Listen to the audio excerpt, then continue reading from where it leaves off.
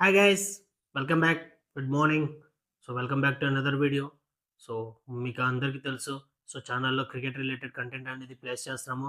And స్లోగా travel related content కూడా వస్తది. వాటిని కూడా మీరు ఎంకరేజ్ చేస్తారని అనుకుంటున్నాను.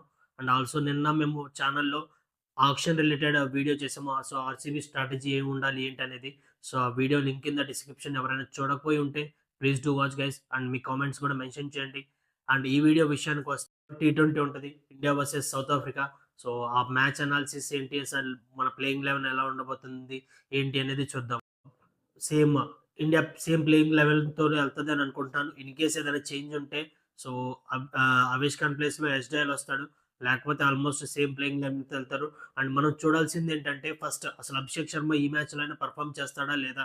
ఇన్‌కేస్ అభిషేక్ శర్మ పెర్ఫార్మ్ చేయకపోతే తనకు లాస్ట్ వీడియోలో చెప్పినట్టే ఛాన్సెస్ నెక్స్ట్ సీరీస్‌కి ఉండకపోవచ్చు. మేబీ తను మళ్ళీ ప్రూవ్ చేసుకోవాలి. అట్‌లీస్ట్ ఒక 20 బాల్స్ ఫేస్ చేసినంత టైం అయినా తను క్రీజ్‌లో స్పెండ్ చేయాల్సి ఉంటది. సో, దట్ అది అభిషేక్ శర్మ విషయానికొస్తే. And next Sanju Samson last మ్యాచ్‌లో డకౌట్ అయ్యాడు. అండ్ సూర్యకుమార్ యాదవ్ కూడా ఫెయిల్ అయ్యాడు. వీళ్ళిద్దరు కూడా పెర్ఫార్మ్ చేయాలి. బట్ సంజు శాంసన్‌కి ఏంటంటే సూర్యకుమార్ యాదవ్ చెప్పాడు కూడా అంట తనకు దిలీప్ ట్రోఫీ టైమ్‌లో. తను లాంగ్ రన్‌లో తనకి ఓపెనర్ పొజిషన్ ఇస్తామని. అది కంటిన్యూ చేస్తారు. బట్ తన పెర్ఫార్మన్స్‌తో ప్రూవ్ చేసుకోవాలని ఉంటది. అండ్ స్కై ఫెయిల్యూర్‌ని తను ఇంప్రూవ్ చేసుకోవాలని తన మ్యాచ్ పెర్ఫార్మన్స్‌ని ఇంప్రూవ్ చేయాలి. అండ్ నెక్స్ట్ లాస్ట్ 2 మ్యాచెస్‌లో మన ఇండియా లాగింది ఫినిషింగ్‌లో.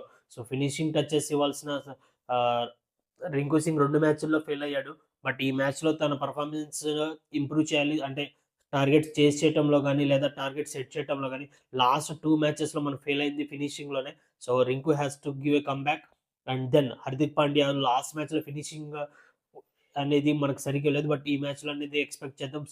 Will expect a proper performance from Rinku Singh and then Hardik Pandya. Almost and next spinners Ravi Bishnoi and Varun Chakravarthy ఉంటారు.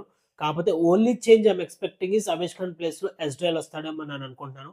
బట్ విల్ సీ మాక్సిమం ఆ చేంజ్ కూడా జరగకపోవచ్చు. బట్ ఓన్లీ చేంజ్ ఇదే ఉంటది. ఇండియా సేమ్ ప్లేయింగ్ 11తో ఎళ్తారు. అండ్ సౌత్ ఆఫ్రికా విషయానికొస్తే సౌత్ ఆఫ్రికా వాళ్ళ విన్నింగ్ కాంబినేషన్‌ని అయితే చేంజ్ చేయరు. ఆల్‌మోస్ట్ వాళ్ళు సేమ్ ప్లేయింగ్ 11లో వస్తారు.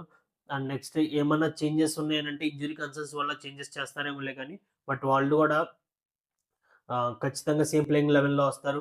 అండ్ నెక్స్ట్ థింగ్ ఏంటంటే టాస్ గెలిచిన ఎవరైనా టీమ్ లాస్ట్ టైమ్ ఎలాగైతే 2 టాస్‌లు ఇండియా ఓడిపోయిందో, బట్ ఈసారి ఇండియా టాస్ ఓడిపోతే ఈసారి ఇండియా టాస్ విన్ అయితే మాత్రం ఇండియా గూడా బౌలింగ్ చేస్తది. విల్ ఆ పిచ్ కండిషన్స్‌ని వాటిని బేస్ చేసుకొని చెప్తున్నాను గైస్. అండ్ నెక్స్ట్ థింగ్ ఏంటంటే ఇండియా ఖచ్చితంగా సీరీస్ విన్ అవ్వాలంటే ఈ నెక్స్ట్ 2 మ్యాచెస్ ఖచ్చితంగా విన్ అవ్వాలి. నెక్స్ట్ 2 మ్యాచెస్ విన్ అయితేనే 3-1తో గెలుస్తారు. లేదు అని అనుకుంటే 2-2 ఈ మ్యాచ్ ఓడిపోయి నెక్స్ట్ మ్యాచ్ విన్ అయినా సరే 2-2తో సీరీస్ డ్రా అవుతది. బట్ ఐయామ్ ఎక్స్‌పెక్టింగ్ ఇండియా నుంచి కమ్‌బ్యాక్ కావాలి. అండ్ మన బ్యాటింగ్ ఆర్డర్ ఫెయిల్ అవ్వకూడదని నేను అనుకుంటున్నాను. ఎందుకంటే బౌలింగ్ డిపార్ట్‌మెంట్‌లో లాస్ట్ 2 మ్యాచెస్ బాగా పెర్ఫార్మ్ చేశారు. Batting should come up. Second మ్యాచ్‌లో ఫెయిల్యూర్స్ వచ్చింది. అంటే స్పిన్ పిచ్ అవ్వటం వల్ల. బట్ ఐ హోప్ ఇండియా వాళ్ళు ఈ మ్యాచ్‌లో కమ్‌బ్యాక్ ఇస్తారని అనుకుంటున్నాను. మీకేమనిపిస్తది? ఈరోజు మనోళ్ళు మ్యాచ్ విన్ అవుతారా లేదా అనేది చూద్దాము. And until then bye bye guys. And also do not forget to like, share and subscribe to our channel Stumps and streets.